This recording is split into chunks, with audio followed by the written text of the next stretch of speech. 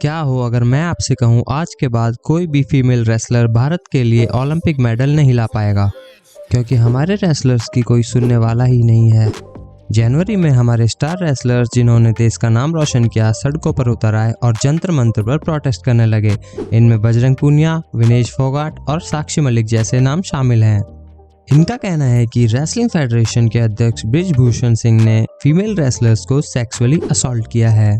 7 female wrestlers के द्वारा उन पर यह आरोप लगाए गए हैं, जिनमें से एक रेसलर माइनर है। पूरी कहानी समझने के लिए हमें चलना होगा जनवरी में। यह प्रोटेस्ट 18 जनवरी को शुरू हुआ था, जहां इन रेसलर को यह एश्योरेंस दिया गया था कि एक्शन जरूर लिए जाएंगे। जहां अब अप्रैल खत्म होने को आया है और एक्शन ना लिए जाने पर हमारे रेसलर्स नाराज हैं। पहले उनकी मांग सिर्फ इतनी थी कि बृजभूषण सिंह को पद से हटाया जाए, पर अब उनकी मांग ये है इस्तीफा नहीं, फेडरेशन को भंग किया जाए। इस्तीफा लेके तो वो अपने लोगों को ही बिठाएंगे। लड़ने की शुरुआत होती है जनवरी से, जहां सेंट्रल गवर्नमेंट द्वारा लखनऊ में नेशनल कैंप ऑर्गेनाइज हो रहा था और चैंपियन रेसलर विनेश फोगाट के पास कुछ यंग फीमेल रेसलर्स के कॉल एंड मैसेजेस आते हैं, जिनमें यह कहा गया कि यहां इस कैंप में लड़कियां सेफ नहीं हैं। बृजभूषण सिंह ने उनके साथ सेक्सुअली असॉल्ट किया है। बृजभूषण सिंह जो सिर्फ रेसलिंग फेडरेशन के अध्यक्ष ही नहीं बल्कि बीजेपी के नेता भी हैं, जो कि यूपी से 6ठी बार एमपी हैं। 2019 में इलेक्शन में इन्होंने जो एफिडेविट दिया था, इसमें उनके खिलाफ 4 क्रिमिनल केसेस पेंडिंग थे और इनका पूरा आपराधिक इतिहास कुछ ऐसा दिखता है। इसके बाद दिल्ली में प्रोटेस्ट शुरू हुए और इस प्रोटेस्ट में अन्य कई राज्यों से रेसलर शामिल हुए। उसके बाद हमारी स्पोर्ट्स मिनिस्ट्री द्वारा लखनऊ में होने जा रहे इस नेशनल कैंप को कैंसिल करना पड़ा। जैसे जैसे यह बात फैली वैसे वैसे अन्य रेसलर्स भी इस प्रोटेस्ट में शामिल होने लगे। उसके 2 दिन बाद ही स्पोर्ट्स मिनिस्टर अनुराग ठाकुर और इंडियन ओलंपिक एसोसिएशन के अध्यक्ष पीटी उषा द्वारा वहां जाके इन रेसलर्स को समझाया गया और उनसे बात करी गई और उन्हें यह एश्योरेंस दिया गया कि इस पर कार्रवाई जरूर होगी। वहीं दूसरी ओर रेसलिंग फेडरेशन के अध्यक्ष बृजभूषण ने कहा कि अगर मेरे ऊपर लगे आरोप एक भी सच साबित हो जाए तो मुझे फांसी पर चढ़ा दिया जाए। बृजभूषण का कहना है कि यह खिलाड़ी कुछ बदले गए नियमों से नाराज हैं, इसीलिए इसी फ्रस्ट्रेशन में वो लोग प्रोटेस्ट कर रहे हैं। और उन्होंने यह भी कहा कि कोई बड़ा बिजनेसमैन है जो इन्हें सपोर्ट कर रहा है।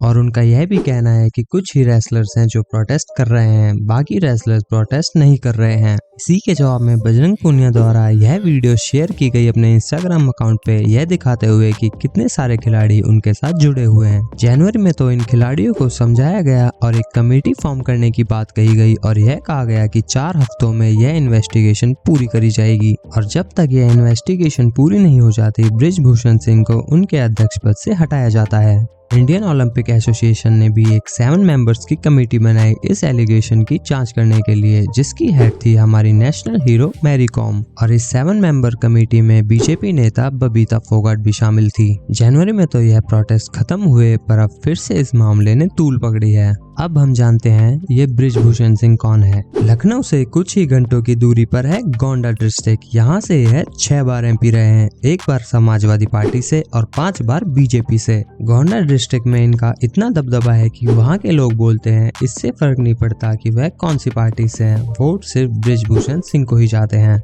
2004 में बीजेपी ने उन्हें बलरामपुर से टिकट दिलवाया और गोंडा से घनश्याम शुक्ला को टिकट मिला, पर पोलिंग के दिन ही घनश्याम शुक्ला की एक रोड एक्सीडेंट में मृत्यु हो गई। और आप लोग ये समझ ही सकते हैं ये किसके द्वारा करवाया गया होगा। बृजभूषण सिंह अपने क्षेत्र में इतने पावरफुल हैं, जब वो जेल में थे तब उनकी पत्नी ने इलेक्शन लड़ा और वो जीती भी। एक इंटरव्यू में बृजभूषण सिंह ने बोला कि उन्हें पार्टी की जरूरत नहीं, पार्टी को उनकी जरूरत है। लास्ट ईयर ललन टॉप के इंटरव्यू में उन्होंने खुद मर्डर का कन्फेशन किया। मेरे जीवन में मेरे हाथ से एक हत्या हुई है। लोग जो कुछ भी कहें, मैंने एक हत्या की है। रविंदर को जिस आदमी ने मारा है, मैंने हाथ छुड़ा करके और उसको तुरंत राइफल से उसके पीठ पर रख करके मार दिया और मर गया। इसके अलावा इन पर अन्य कई आपराधिक मामले दर्ज हैं। यह सब देखकर आप समझ सकते हैं कि यह कितने पावरफुल नेता हैं। आज इनके पास खुद का हेलीकॉप्टर, लग्जरी कार्स और इनके द्वारा 50 से ज्यादा स्कूल कॉलेजेस खोले हुए हैं और 2011 से अब तक यही back to back wrestling federation के अध्यक्ष भी रहे हैं।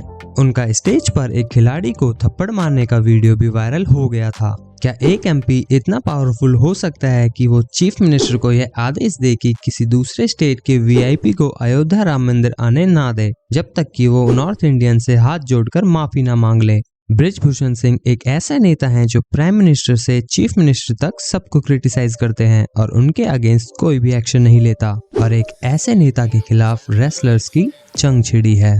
लेकिन अब अप्रैल में यह फिर से प्रोटेस्ट क्यों? रेसलर्स इस पूरे स्लो प्रोसेस से तंग आ चुके थे। कई बार बार बोलने पर भी इनके खिलाफ एफआईआर दर्ज नहीं हुई, इसीलिए इन्हें फिर से प्रोटेस्ट करना पड़ रहा है। सुप्रीम कोर्ट ने भी दिल्ली पुलिस को यह आदेश दिए हैं कि 28 तारीख से पहले कोई ना कोई एक्शन जरूर लिया जाए, और 28 अप्रैल को ही दिल्ली पुलिस के द्वारा बृजभूषण सिंह पर 2 एफआईआर दर्ज करी गई और साथ ही में इन पर पोक्सो एक्ट भी लगा।